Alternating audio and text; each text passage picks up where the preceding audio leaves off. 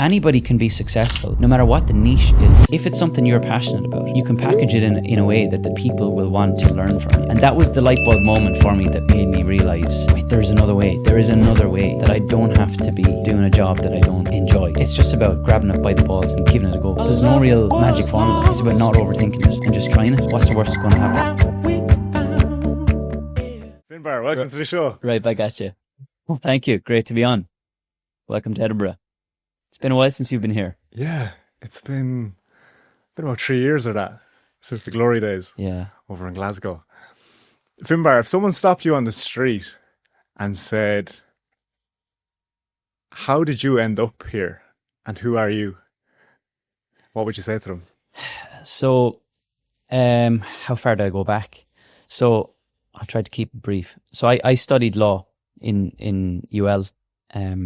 Like most of the lads, went to college, got the degree, and just wasn't really passionate about it. And then did a bit of travelling after graduated 2014, 2015, spent a bit of time in France, Australia, and then I wound up in Gran Canaria. My friend was out there, and I started doing a bit of gigging out there. So playing a bit of music in Irish bars, and then met my ex there, moved to Edinburgh, and I've been here since then. So 2017 moved to Edinburgh and decided to use the law degree, tried to get the big boy job. And I did that for a year.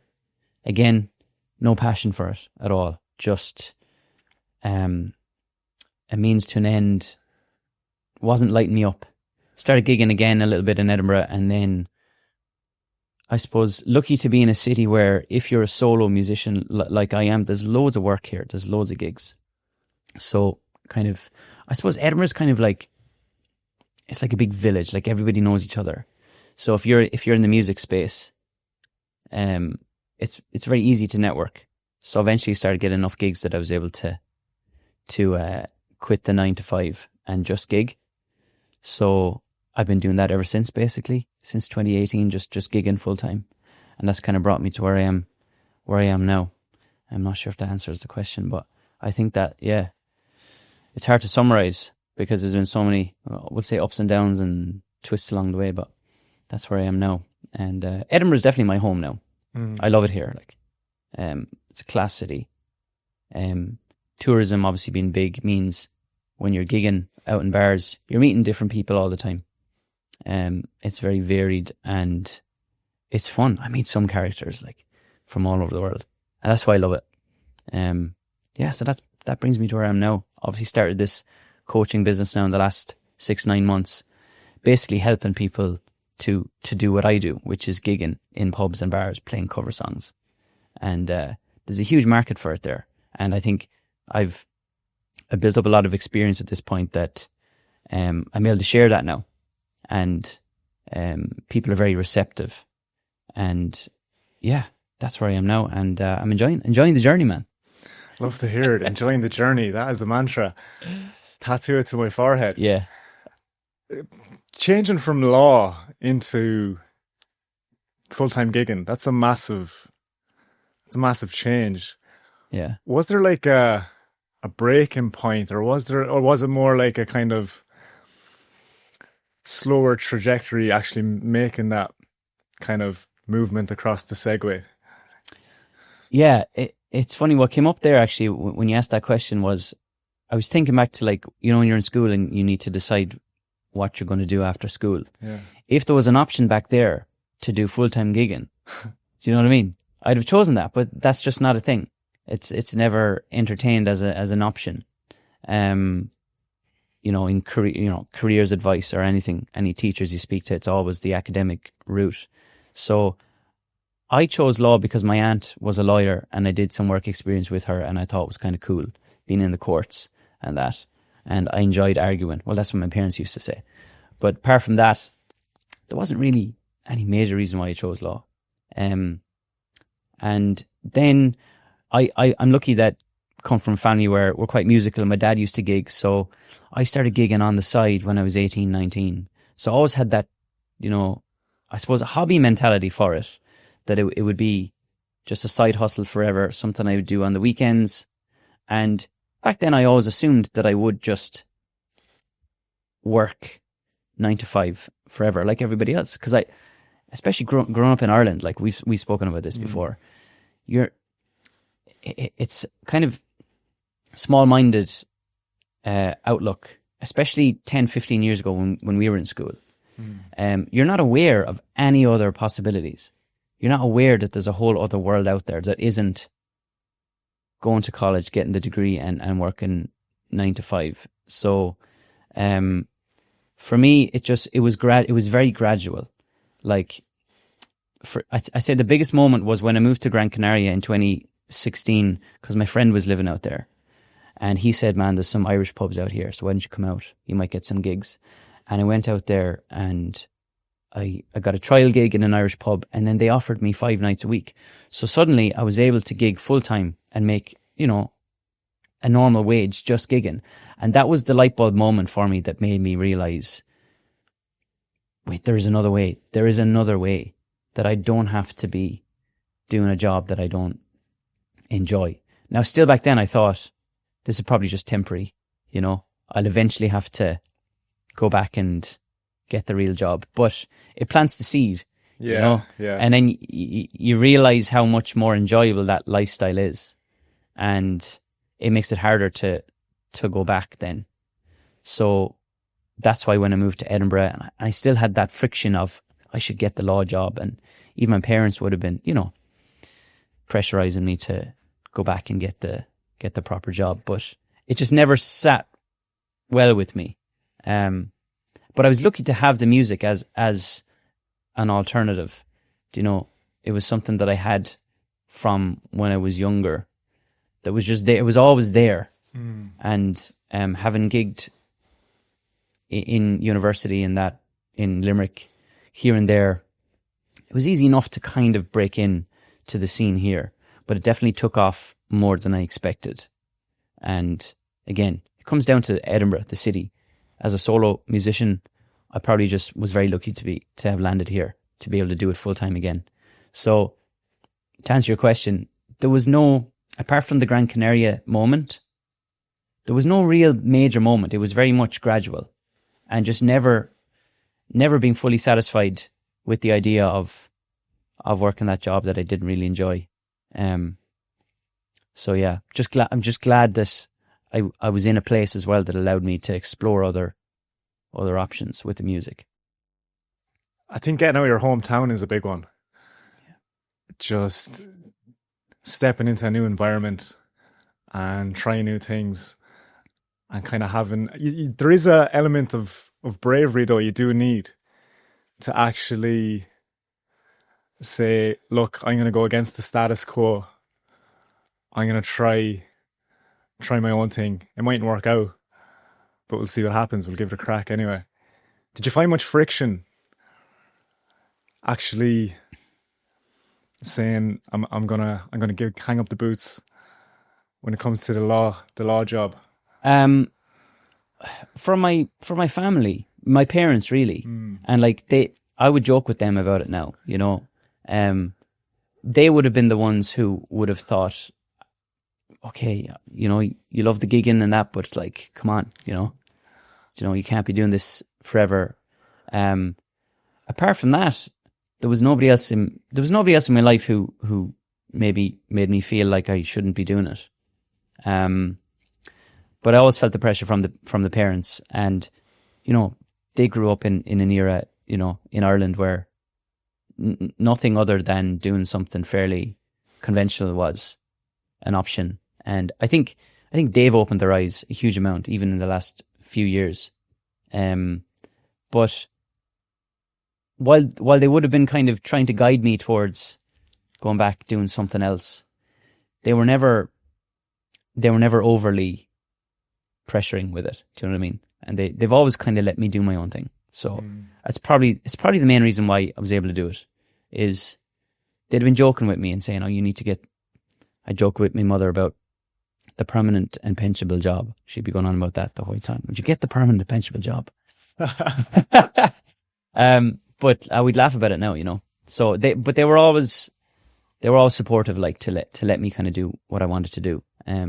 So I suppose if I didn't have that, I mightn't have been able to continue exploring things with the music.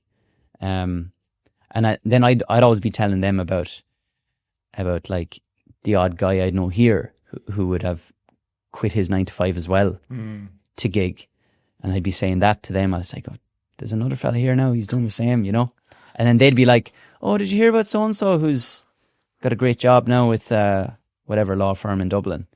And I'd be saying, yeah, but do you hear about my friend here who's quit his job in the bank to gig? So we'd be trying to one-up each other. Yeah. In competition. Yeah.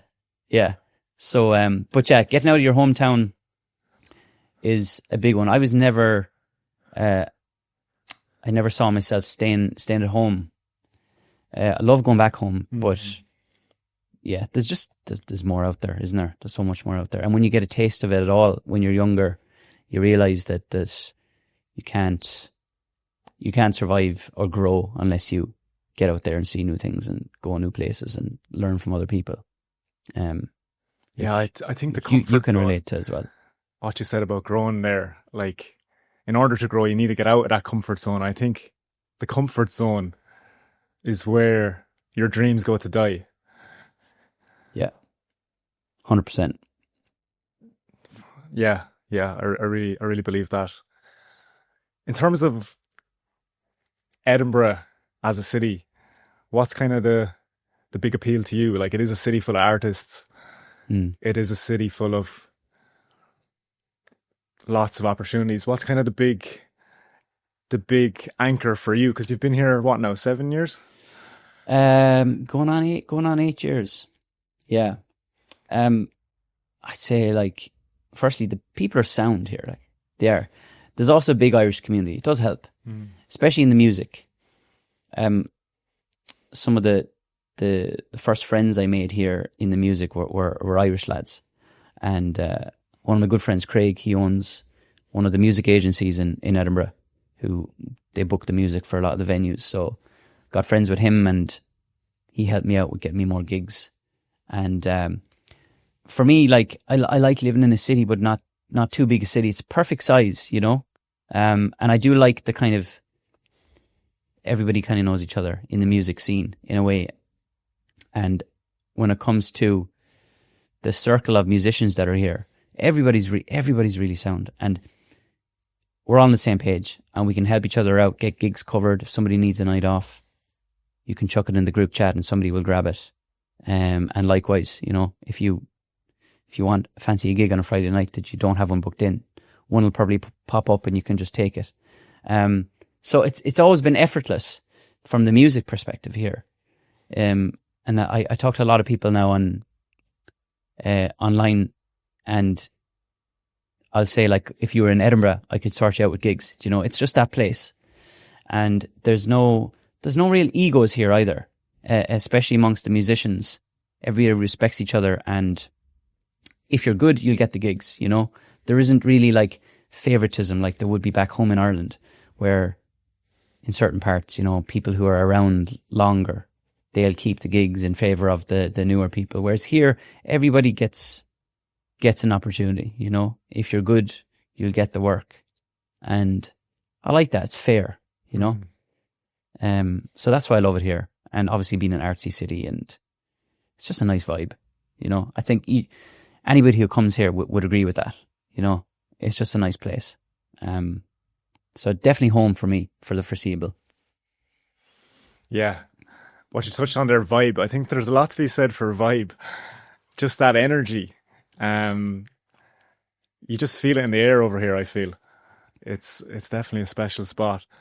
But I'd love to double tap on your transition into entrepreneurship, because you obviously built up a really unique skill set in terms of your communication and everything down through the years, gigging 7 nights a week. What actually made you say, hey, I'm going to actually give this a crack. I'm going to see what I can do and see, can I monetize my own skills? Yeah, so I was gigging full time since 2018. Now, obviously, COVID and all that scuppered that for a year and a half. I was out of work, but after that, got back into it again, and got back into the routine and loved it, and still do it full time, obviously, even though the coaching is going well now, but still gigging. And I suppose before I started the coaching, after a few years of just gigging, I started to feel like I was kind of in zombie mode with it, just going through the motions. And while it's a great job and it's a great lifestyle, you've a lot of free time being self-employed, you know, you're in charge of your own hours and when you work and when you don't work. But I started to feel just like I needed more fulfillment. And there was an ad popped up on Instagram last year, this girl who's basically doing what I do now in the US. And she was talking about how she coaches people when it comes to gigging, pubs and bars, and how she was selling a course. And I just thought I could do that. I could definitely do that, you know?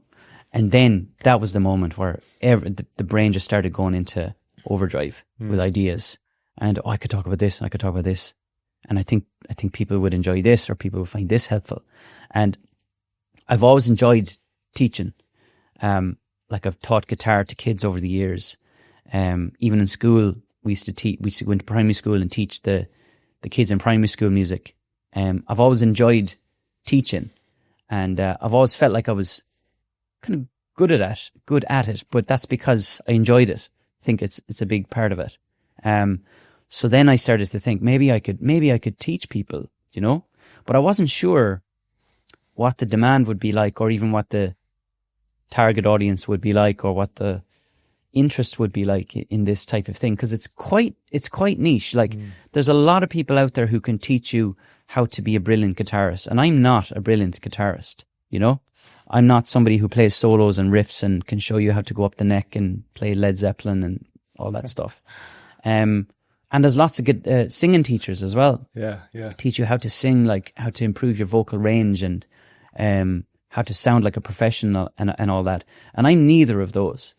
Like my niche is very much teaching people how to go from being a hobbyist playing at home to being performance ready, that they can go out and gig in live busy venues with a strong set list and deal with difficult crowds and market themselves and get gig opportunities. So I wasn't sure what the market would be like for that until I started putting out YouTube content about 6 months ago, and very quickly realized that there's a huge demand for it. And it's also kind of an undersaturated niche. There's not a huge amount of people doing what I'm doing, specifically for solo acoustic gigging. There isn't. So having my experience to fall back on it, and also to demonstrate my authority or my proof in the niche, you know, being able to say like I do this full time, I've done it full time for X amount of years, or even saying like I gig 7 nights a week, which I have been for the last year. I say that in the start of all my YouTube videos, and I think that's part of the reason why people trust me, and they trust what I have to say when it comes to song selection or things not to do on stage. So I wasn't probably prepared for how quickly the YouTube channel would grow. And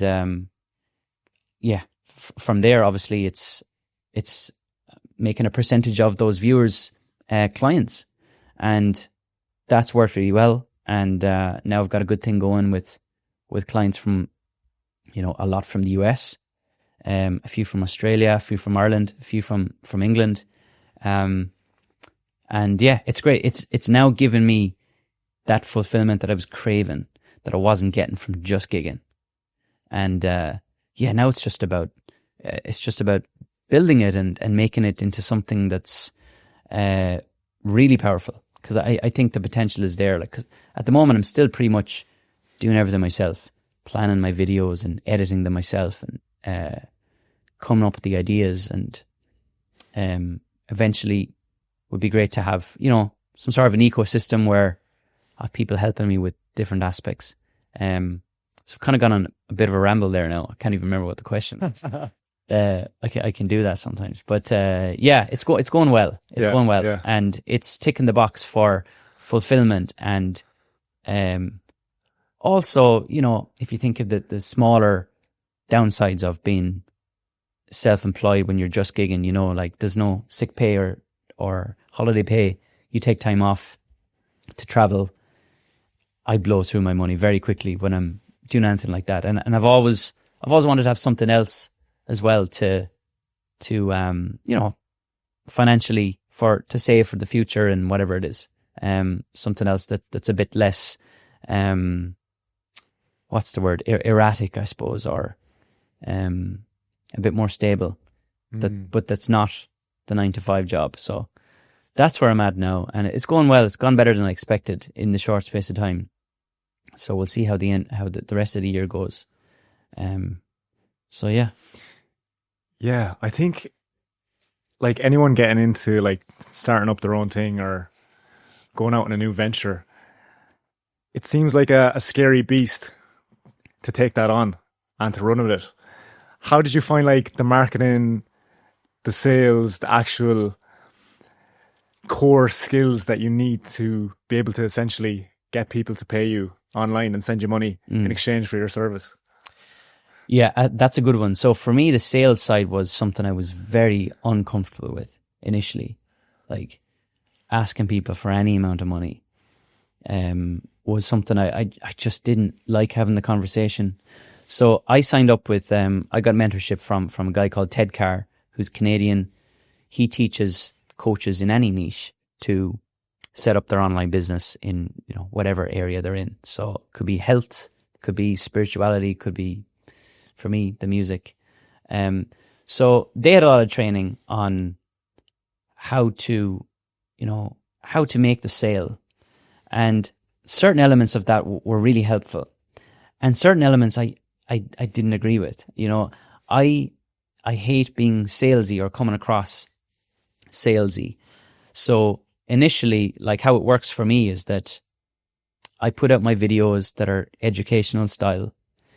If somebody is interested in, let's say, downloading one of the free guides I give away, they download it and then they get added to my mailing list, and then I can contact them, and if they're interested in maybe exploring coaching, we can have a free call, and that's where I'll explain what my coaching is and see if they're a good fit, you know, based on where they're at and what their goals are. And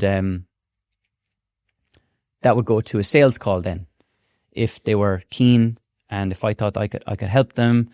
So on the sales calls initially, I was very like, I would avoid the topic of the price. I hated kind of asking for money, or I suppose there's a bit of an imposter syndrome at the start as well. You know, when you feel like you have a lot to offer, but you haven't really coached many people yet.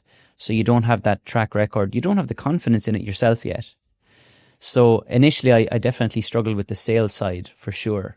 And being assertive in what I can offer and how I can help them.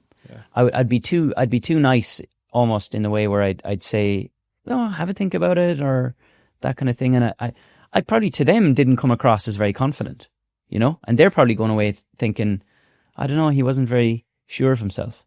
And it's only for me because I was just, the thought of asking for money just was alien to me in a way for something that's online, you know. I was still a fish out of water, you know, at the start.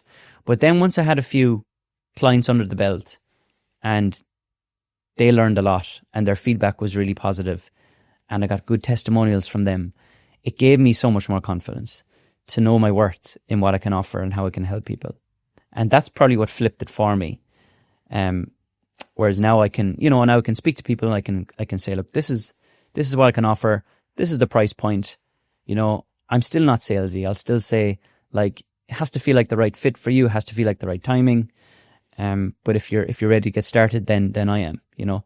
And I find that works for me. It's a perfect balance of being assertive, but not being overly salesy by saying that there's deadlines or I can give you a discount now, or if you don't sign up by the end of this week, you know, price is going to go up.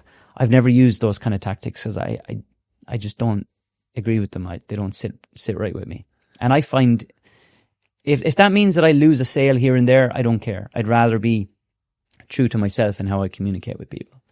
And so far it's worked well. And I think a big part of why people work with me is because they can see that I'm quite transparent in my videos, and there's no BS. And that's how I like to communicate then when it comes to the sales side as well. And that's worked for me so far. So far, so good. I think a big thing that just was ringing in my ears anyway, listening to you there, was to outwork your self-doubt. The more reps you put in the arena, the more confidence and just conviction that you can have in yourself. Do you think there's something in the fact that you feel that being salesy, being pushy for you doesn't fit? Do you think there's something more beneath the surface there? Catholic guilt. For sure, yeah. I don't know. Yeah, I've not delved deeper into that. There probably is. Yeah. Some people be well able and wouldn't probably blink twice. 100%. And if I had that mindset, I'd probably make more sales than I do. You know? I think it's not just mindset though. I think it's personality type. I think it's actually how you're wired. Yeah. Upstairs. Yeah. 100%. 100%. Yeah, the sales side of things is minefield in a way, or not a minefield, but like there's so many ways to communicate when it comes to the sales side, and there's different ways, you know, that work for some people that don't work for others.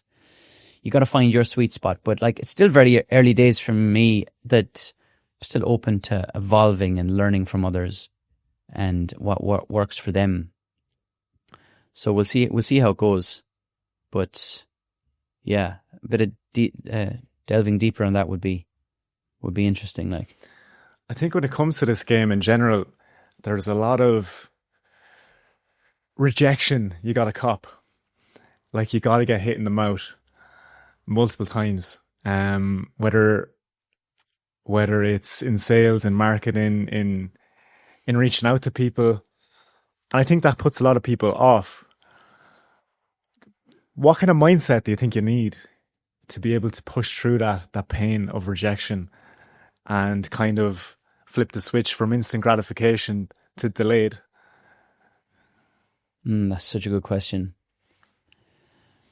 I think the mindset, it comes more from the feeling that's inside you of wanting to follow your passion or your gut, you know, and like you can choose to follow that, and if you choose to follow your gut instinct on these things, it'll push you through those difficult scenarios or situations. It'll push you out the other end. But if you choose to ignore it and choose, like, you know, staying comfortable, like you were saying, then you won't have the momentum to push through it.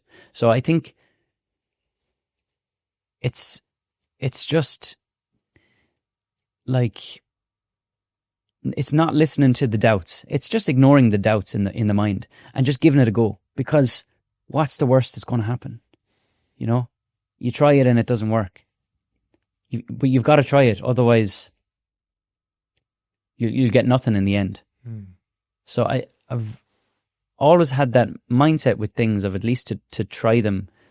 And it's definitely a case of making your own luck, I think, a lot of the time with the entrepreneurial world.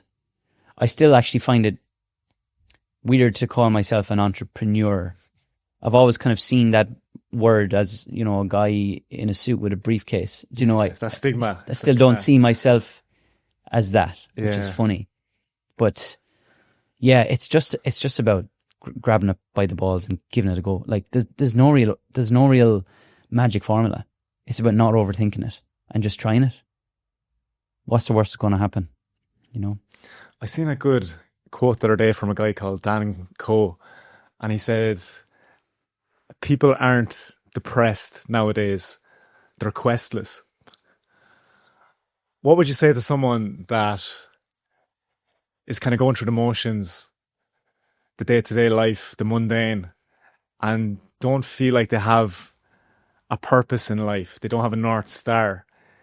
They know they're made for more, but they're not sure how to actually crack that nut. So I've learned from the mentorship that I undertook with Ted Carr, and being, you'd be on group calls with other coaches and people who wanted to become coaches. They didn't have anything yet in a variety of different niches. You learn from being around those types of people that anybody can be successful, no matter what the niche is. If it's something you're passionate about, you can package it in a way that people will want to learn from you. So for people who are like that, questless, like I heard this good quote from, I think it was from Ted Carr that time, and he said, what's one thing you could talk about for an hour or 2 hours that you could just get lost talking about it, where the conversation would not run dry? Because whatever that one thing is for you, that's your thing that you can sell. Because there's going to be people who want to learn from you. It could be gaming.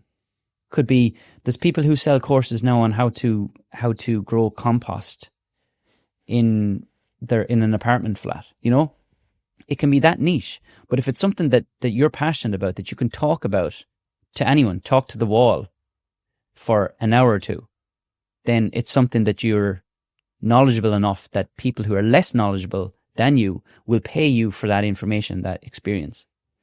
So that's what I would say to anybody who's feeling questless. What is one thing that you can talk about for an hour or two? And what if you don't have that one thing? What if you don't have a passion? What do you do then? That's a good one. I don't know. If you don't have anything that springs to mind, I suppose the obvious thing would be, if you can afford it, quit whatever you're doing right now and just change something. Change something in your life, whether it's your job or where you're living, and just expose yourself to different people and different energy and see what comes up then, because something will. But if you're stuck in, the same town or the same job, you're going to be really struggling for motivation or inspiration of anything. So I would say probably that would be change something. Change anything. Maybe it's your relationship. Maybe your relationship is preventing you from spreading your wings. It could be anything, but everybody's got something. Some people just don't find it maybe early enough, or maybe never.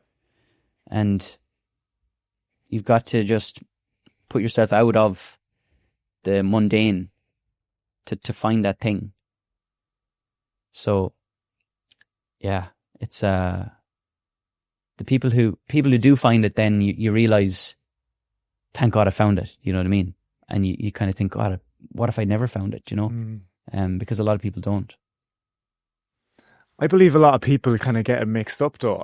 Like when you start the guitar, or when you start playing the piano, for example, I don't think you have passion at the start when you can hardly play one chord or one note, and you're pulling your hair out trying to get to grips with this thing. I think you need to stick with it long enough before the passion, your expertise, your competence gets good enough, and then you start to enjoy the process because now you're good at it.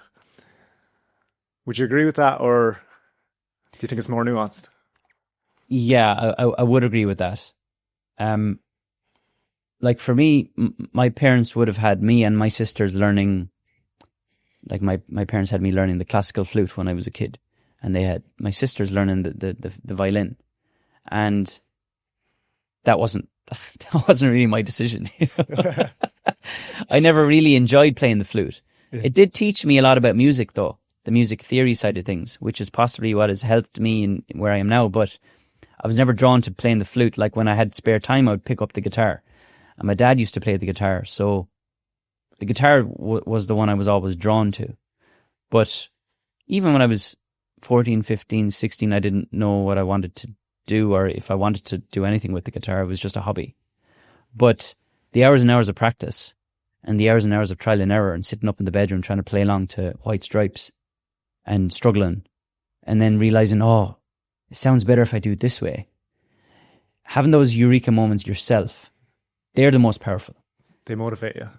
They do. But you also, learning by doing is so much more powerful in a way than learning from somebody else. I think school has failed us massively in the way we're taught to learn.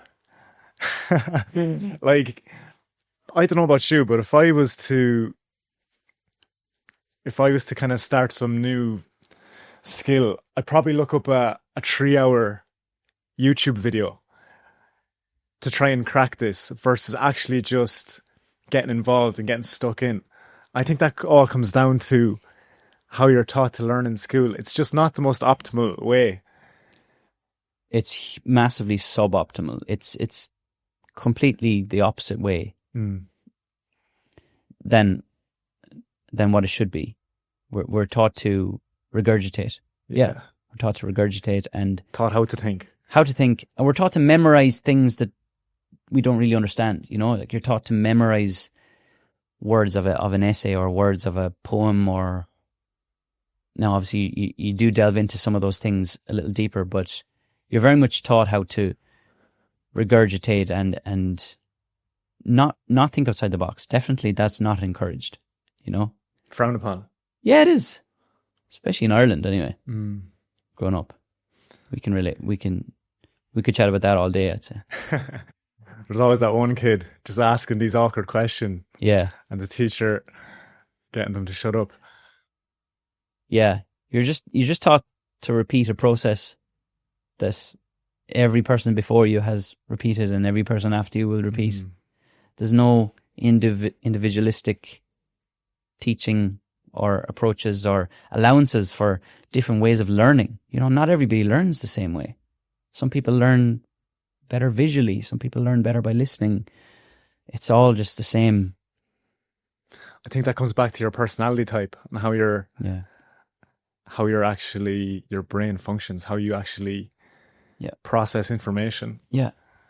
So it's no wonder that so many people leave school and go on to do something that they were never passionate about, or they never were allowed or encouraged to find that inner passion, because it's just not encouraged in school. And yeah, it's a big flaw in the system, but it's the way it is.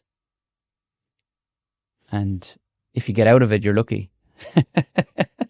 You're very lucky if you escape from that. Yeah. I think you need enough pain to kind of, for me anyway, you need enough pain to make the change. Otherwise you stay in this fur-lined mousetrap of quiet desperation. Yeah. And it's just, you need that pain. You need something to push you. Yeah. And maybe for some people that's what works. Maybe it doesn't work for everyone actually. Yeah, maybe. Or maybe it does. Who knows? Yeah. But maybe for the likes of like yourself, being, you know, barreled down a one-way street that you didn't want to go to for long enough is what made you rebel and do a 180. Yeah. And maybe if you weren't pushed so hard the wrong way, you mightn't have ever... Wouldn't have reached that point. You mightn't have reached that breaking point. Yeah, you might have... the same thing and lived the same 6 months for the rest of your life. Possibly. There home. We'll never know. We'll never know that. Unreal. So, Finbar, what is the dream? So, what is the kind of vision for the next 6 months, year, 3 years? I'd love to kind of touch on that before we draw the curtains and finish up. So, I'm currently working on. I've got my one-to-one coaching going quite well at the moment. Signing up one-to-one clients, a few every month, and what I'm working on now is having a kind of a group coaching model. Class. Where people who don't want or need necessarily one-to-one coaching, because it's a bit more expensive, obviously, that they can sign up to group coaching model where I'll have 2 or 3 calls a week with me, where we're going to go through songs. I show them how to play them in the easiest way possible, talk about their venue outreach strategy, help them with their social media, any promo videos that they need help editing, that kind of thing. So that's my next project, where I want to have in the next month to 2 months a group coaching model set up, where it'll probably be on a monthly subscription, and that will appeal to people who, don't have the time to commit to full one-to-one, but they want to improve and they want a sounding board. They want somebody who's experienced to give them feedback on their playing and also suggest different songs and easier ways to play stuff. So that's one thing I'm working on, which hopefully I'll have then the one-to-one going well and the group coaching going well by the end of the year. The long-term vision for me is to create, like what my community is called at the moment is Pro Gig Academy. That is where I have a free community now of 2,500 people. I want Pro Gig Academy to be the biggest solo acoustic gigging hub in the world. Like the place to go if you want to get gigging and if you want to fast track your progress as a solo performer, that you come to Pro Gig Academy. That's where you can learn everything. That's what I want. I want it to be the go-to place. So that's the long-term vision. And yeah, we'll see how it goes. But so far, so good. Timing is everything. Epic, man. And where can people check you out on socials and that? Yeah. So YouTube is where I'm putting all my energy and effort in the last 6 months. And that's paid off. The subscriber, I just hit 27k subscribers from Sick. 800 in January. So the growth there has been huge. I don't put as much effort at all into the Instagram like I should be. So Finbar Horgan Music, that's where I'm at on Instagram. I just kind of post clips of my gigs on there, but I haven't really pushed the business stuff on there yet. I just haven't had the time. It's so hard to do everything. Do the long form educational style YouTube videos and then doing the short form reels as well. Just haven't had the time. So yeah, I'm lucky enough to have a unique enough name. If you search Finbar Horgan YouTube or Instagram, you'll find me pretty easily. But yeah, next up is to try and get the short form game going well as well. So might need a bit of help with that. But love it, man. Love it. Well, thanks for coming on today, Finbar. Appreciate you, man. And yeah, looking forward to doing this again sometime. Thanks for having me.